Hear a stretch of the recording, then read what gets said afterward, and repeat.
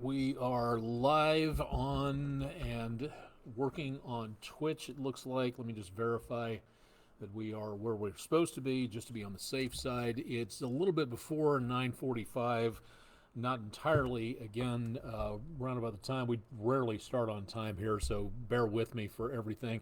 Apologies if a little bit on the dark side here for tonight where it comes to lighting. The light bar over the cameras that we have here is having issues for tonight, to say the least. Unfortunately, I can't adjust it, so it's easier just to let the lighting of the studio light things up for me. So that's what we're looking at for right now.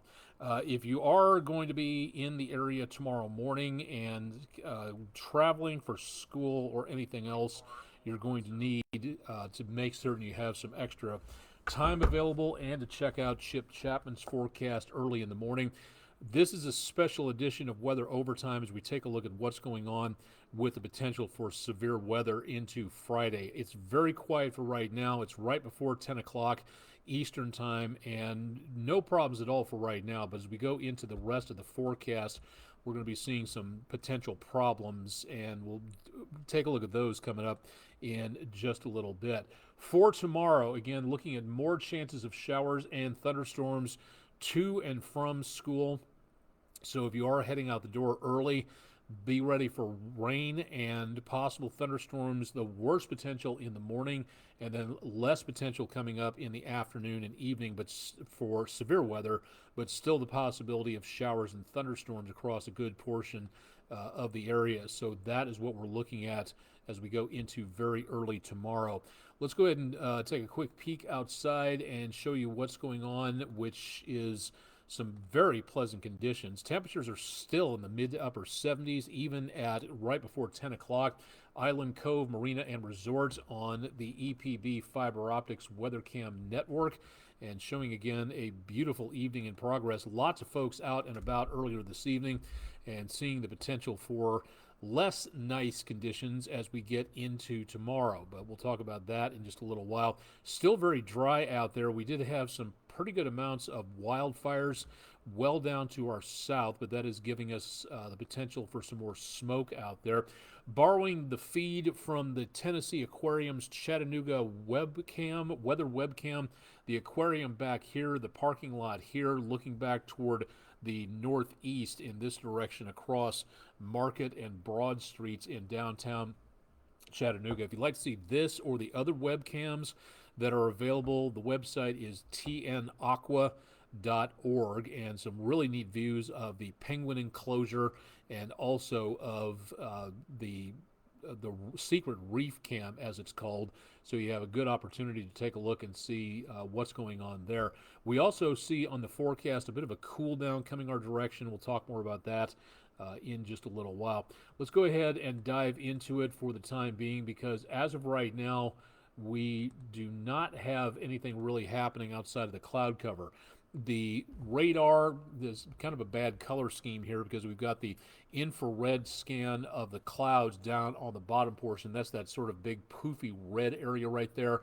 And then right on top of that, we've got the radar. So you're seeing a lot of different colors. I can't adjust it right now while it's in motion, but that is what we're seeing well to our west, including some pretty good thunderstorms over parts of Missouri. Those have moved over toward the Wabash Valley in Indiana, but looking at a lot more activity down toward the Red River, and that is again going to be heading our way later on into tonight. We'll time things out for you in just a little bit. We do not have anything at this time in the way of severe weather watches, so that is very good news. But taking a look back to the west of us, we have plenty of tornado watches in effect from Ohio all the way down to the Red River Valley in Texas. So we've got plenty of watches to take a look at. I'm going to pardon my distractedness here for a second. I'm going to go to the Storm Prediction Center's website and see if there's anything lurking for us, which as of right now there is not. So good news there. But it's possible we could see some watches back to our west. We have a severe thunderstorm watch in effect from roughly the Metroplex up to about Fort Smith, Arkansas along the Red River, but most of this is tornado watches. The flashing red that you see are tornado warnings taking place. including a confirmed tornado warning in and around Knox, Indiana. So we have tornadoes on the ground at this time in many parts of the central and eastern United States. Tornado warnings down toward Little Rock. Severe thunderstorm warnings out there. Tornado warnings for Licking, Ohio, and around Champaign, Ohio as well. So it's an active evening, and with this system coming through, we do have, again, the potential for a lot of activity taking place. Again, we're not seeing much of anything at all. We have more clouds on the way and some showers and thunderstorms developing.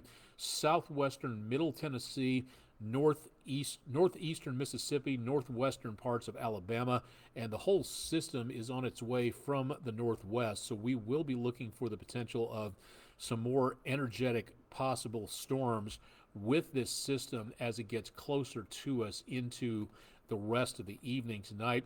Mainly back to our west tonight, but we also see again that potential for more problems coming our way by tomorrow morning. Okay, so let's time things out.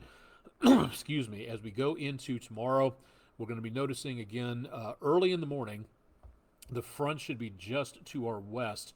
And then we see, again, the possibility of more showers and thunderstorms here developing and moving into the area. That's where we see, again, the activity really starting to ramp up. Middle Tennessee, North Mississippi, Northwest Alabama. And then it starts heading our direction through and right about just after daybreak. And then by around the time we hit dismissal time for the kids, commute time home, the front is still in the area, so there will still be chances of showers and thunderstorms.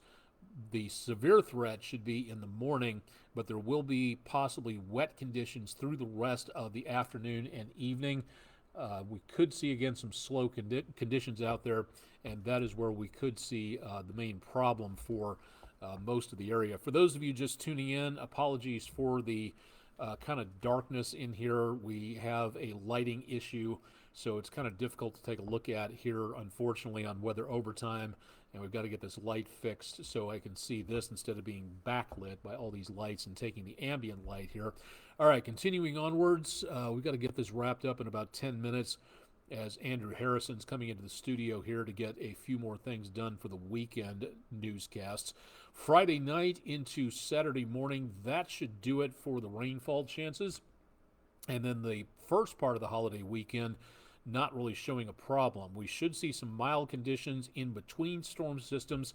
Second storm system on its way as we get closer to Sunday morning. Early during the morning, we may see, with a combination of some moisture with another system down to our south and west, those are going to clash, but there's not going to be as much moisture through the area. But there could be, as this system finally passes on through, the possibility of seeing some sprinkles of rain on St. Patrick's Day Sunday, and then we should be done with the rainfall for the rest of what's left of the winter season. Monday morning is going to be cooler. Temperatures back in the lower to mid 40s and much cooler after that. We'll take a look at the 7-day forecast to close things out here in just a little bit. Now, I should mention at this time that if you are tuning in to watch this overnight, if you're not watching live at about 10 o'clock Eastern time on Thursday evening, March the 14th, this information, by the time you watch this early Friday morning, this will be out of date. And that's what happens with these severe weather forecasts. The day one forecast gets updated sometimes every 4 hours in critical situations like this. Mainly it's a every 6-hour situation, and this won't be updated again until probably about 1 o'clock in the morning Eastern time. So this, as of right now, is about as updated as it can get given the time frame for Thursday. And again, the main severe weather threat is going to be well back to our west. Daniel Gray checking in on Facebook. Welcome to the show. Thanks for checking in. The enhanced risk, the scale is up here. If you were up in the red, moderate, or purple high categories, that is a severe weather outbreak.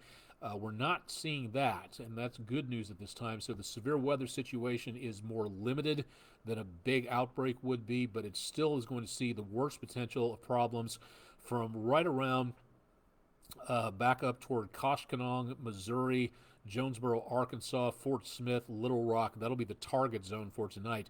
The yellow slight risk category is just down from the enhanced risk. And what we will see late tonight into early tomorrow morning will be the potential of a marginal threat of severe weather.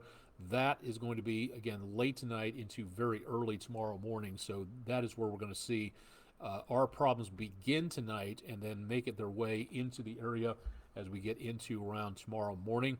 And for tomorrow morning, we're going to be seeing a marginal threat of severe weather. As I said earlier, what you saw on that last forecast for day one is a couple hours old. By comparison, this forecast is ancient, so we really need to wait until the Storm Prediction Center updates this to give us an idea as to what's going on. That as well will be coming up in the next few hours from now on our Weather Overtime live at about 10 o'clock Eastern Time. So that is where we're going to be seeing the potential for severe weather, starting off here in the early morning hours and then heading down to the south and to the east across Atlanta, Birmingham, Charlotte, the Carolinas, middle parts of Georgia and Alabama. And then heading away from us, we'll be watching that storm system take off to the east and down to the south, and then the severe weather threat is done and over with. So keep it tuned to News 12. Chip Chapman will have the forecast coming up into tomorrow morning. What exactly are we looking at? Again, into tomorrow, the threat of damaging winds will be primary, but it's, again, not going to be a severe weather outbreak. It's going to be a lesser but still a possible medium threat. Tornadoes and the possibility of large hail of 1 inch plus. That's when a storm is classified as severe with that size limit. That is where we will see less potential of that, but here's the important thing. These are non-zero chances. So there is still a chance of a tornado or some large hail out there. And then the second possibility of a higher threat, just about as much as damaging winds, will be flash flooding, heavy rainfall possible as the system gets through the area. So once again, this is not a huge major outbreak, but it is possible we could have all these modes of severe weather tomorrow. Even if they are in more limited fashion, we need to be ready for that. You need to have multiple ways to get warnings: weather radio, cell phone, local media, News 12, keeping you updated on this, on the forecast, and then keeping you updated when severe weather happens. We got the crawl system ready to go to let you know what's happening, and that's what we're going to be taking a look at into tomorrow. Now, timing things out, here's where it gets fairly interesting. Again, the storm system will be back to our west, and this is about a 2-hour window. These storms, the whole system can kind of slow down by just a little bit. If that happens, then the storms may not arrive here until just about daybreak, or they can arrive here a few hours beforehand. So this window of 5 to 7 hours, that's pretty accurate. So we're not seeing too much of a problem going on here. We see, again, that threat of severe weather going all the way back over and heading out of the picture as we get into the later portions of the morning. So pre-dawn hours, that's where we're seeing the best potential of severe weather to the west of Chattanooga, and then moving to the east with the chances of showers and thunderstorms continuing through the day. This is for the possibility of severe weather out there. So that is where we're really going to have to watch what goes on across much of the area. Again, Chip Chapman will have your forecast coming up bright and early tomorrow morning. 7-day forecast looks like this, and into tomorrow, that'll be our best chance of thunderstorms, a chance of a raindrop or two on St. Patrick's Day Sunday. Last day of winter is going to feel like it, especially in the morning. Temperatures in the 20s, could be blustery, very cold, windy conditions at the bus stop for Tuesday morning.